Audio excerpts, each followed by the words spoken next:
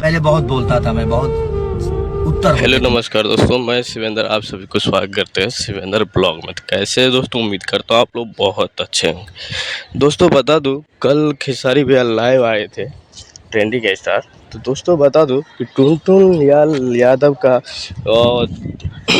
जन्मदिन पे कल मतलब आए थे लाइव। बता रहे थे कि टुनटुन भाई आप बिहार में छाओ और ऐसे ही काम करते रहो, सबका दिल जीत के रहो और सबसे बेस्ट है टुनटुन यादव।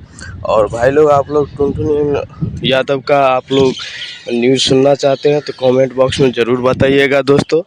और भाई लोग, खेसारी भैया का गाना जो नहीं आ रहा है कि अपना राजा राम का एक पिक्चर शूटिंग करने में लगे हैं, इसके वजह से गाना नहीं आ रहा है। बोले हैं कुछ दिन के बाद मतलब गाना आएगा और भाई लोग ऐसे ही तहलका मचाएगा। चलते हैं, अगले वीडियो मिलेंगे फिर से।